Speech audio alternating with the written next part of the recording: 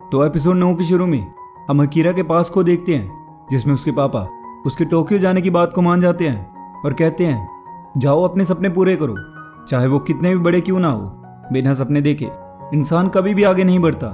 Akira बोलता है जैसे आपको सब पता है, आप तो सिर्फ एक मामूली किसान हैं। अकीरा सब याद कर रहा होता है। हम देखते हैं कि सभी उसके गांव पहुंचने वाले होते हैं। अकीरा मन में सोचता है कि मुझे अजीब सा लग रहा है, अब मैं जॉब छोड़ चुका हूं तो अपने डैड को क्या बताऊंगा। थोड़ी ही आगे जाते एक टनल आती है और टनल दोनों साइड से बंद होती है।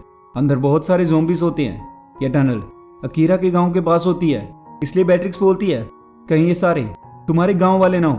अकीरा कहता है नहीं, मैं इनमें से किसी को नहीं पहचानता। तभी शिजुका कहती है क्योंकि अब हम टनल के रास्ते से नहीं जा सकते तो आगे बढ़ने का सिर्फ एक ही रास्ता है, हम जंगल के रास्ते से जाएंगे। रास्ते में शिजुका अकीरा से कहती है चिंता मत करो, टनल में जाने और उससे निकलने का रास्ता बंद था। लगता है इसी तरह उन्होंने शहर से आने वाले ज़ॉम्बीज़ को बंद कर दिया है। मुझे पूरा यकीन है कि गांव वाले सुरक्षित होंगे। नेक्स्ट सीन में हम देखते हैं सभी जंगल में जा रहे होते हैं। तभी एक आदमी की आवाज़ आती है जिसके पीछे पिग ज़ॉम्बी पड़ा हुआ था। बैट्रिक्स पिग ज़ॉम्बी को तीर मार देती है। वो आदमी बोलता है मेरा नाम मसारू है और कहता है कि शहर ज़ॉम्बी से भर चुका है, मैं कोई सुरक्षित जगह ढूंढ रहा था और यहीं बस गया। ज़ॉम्बी स्पीक कि मुझे उम्मीद भी नहीं थी। फिर मसारू अपना ट्री हाउस दिखाता है जो कि अभी पूरी तरह से नहीं बना था। मसारू बताता है कि वो बहुत अच्छा कारपेंटर है और कहता है कि उसका एक बेटा भी था जिससे उसकी वाइफ ने काट लिया था, इसलिए उसे दोनों को मारना पड़ा। ट्री हाउस मैं अपने बेटे के साथ मिलकर बनाना चाहता था। तभी अकीरा बोलता है हम आपके साथ मिलकर ट्री हाउस बनाएंगे। और फिर थोड़ी देर बाद ट्री हाउस तैयार हो जाता है। अकीरा बोलता है आपके साथ काम करके अच्छा लगा। मसारू बोलता है मैं जंगल में ही रहूंगा, अगर कभी जरूरत पड़ी तो आवाज देना, मैं आ जाऊंगा। फिर सभी जाने लगते हैं। शिजुका अकीरा से बोलती है कितनी अजीब बात है ना, मुझे लगा तुम बोलोगे मुझे आज रात ट्री हाउस में रुकना है। अकीरा बोलता है हाँ, पर मेरे मॉम डैड से मिलने का बहुत मन कर रहा है। फिर सभी गांव पहुंच जाते हैं। अकीरा बताता है ये है मेरा गांव। अकीरा सोचते हुए जाता है कि बड़ा होने के बाद आज तक मॉम डैड के लिए कुछ नहीं किया है। उनका बर्थडे, मेरा पहले पेचेक, बहुत से मौके थे जब मैं उनके लिए कुछ ना कर सका, लेकिन मैंने इस बारे में बिल्कुल सोचा तक नहीं। मेरे डैड, मेरी मॉम, मैं जल्द ही घर पहुंच जाऊंगा।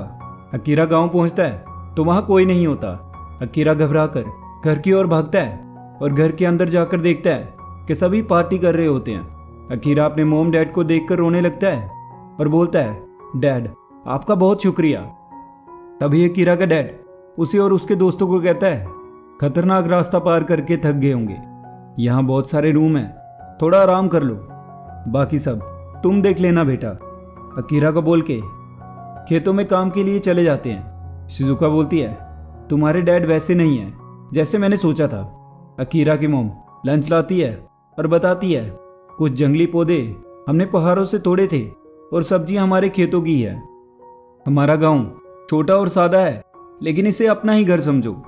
शिजुका बोलती है क्या आप इसी तरह गांव में रहकर गुजारा कर रहे हैं। अकीरा की मॉम कहती है हमारे गांव शहर से दूर है, यहाँ के रास्ते हर साल सर्दियों में बर्फ की वजह से बंद हो जाते हैं। हम हमेशा सर्दियों में खेती और शिकार करके गुजारा करते हैं, तो ये मुश्किल हमारे लिए कुछ ज़्यादा नहीं है। बैट्रिक्स बोलती है समझ गई, लेकिन टनल में इतने सारे ज़ॉम्बीज़ हैं, वो कौन है। अकीरा की मॉम कहती है कि शहर के बहुत लोगों ने यहाँ आकर रहने की कोशिश की।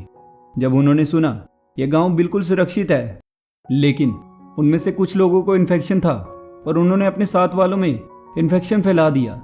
हमारे पास टनल बंद करने के अलावा कोई और रास्ता नहीं था और इसी तरह हमने इन्फेक्शन को वहीं रोक दिया, लेकिन फिर भी शहर से आए कुछ लोग इन्फेक्शन से बच गए।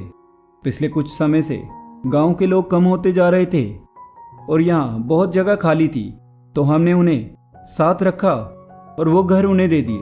नेक्स्ट सीन में हम देखते हैं अकीरा के डैड आ जाते हैं और अकीरा से बोलते हैं कि अगर खाली हो तो मेरी मदद कर दो। अकीरा अपने डैड की हेल्प कर रहा होता है और शाम हो जाती है। अकीरा ग्रीन बीन्स तोड़ने जाता है और वापिस आ रहा होता है।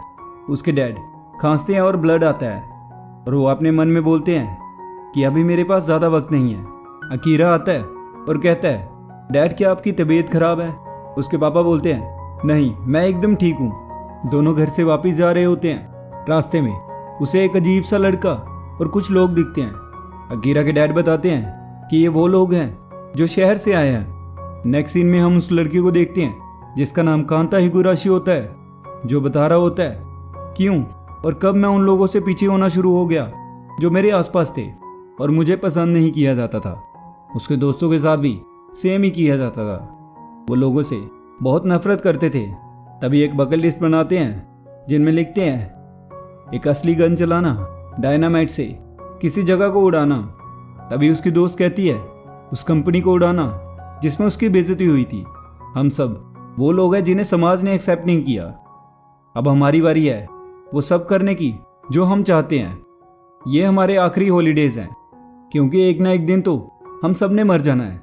तो क्यों ना वो किया जाए जो हम चाहते हैं। और इसी के साथ हमारा ये एपिसोड खत्म हो जाता है। तो गाइस, अगर ये वीडियो आपको अच्छी लगी तो लाइक कर देना, और चैनल पे नए हो तो सब्सक्राइब कर देना, और कमेंट करके बताना कि वीडियो का कौन सा पार्ट आपको सबसे ज़्यादा अच्छा लगा। मिलते हैं नेक्स्ट वीडियो में। Bye bye.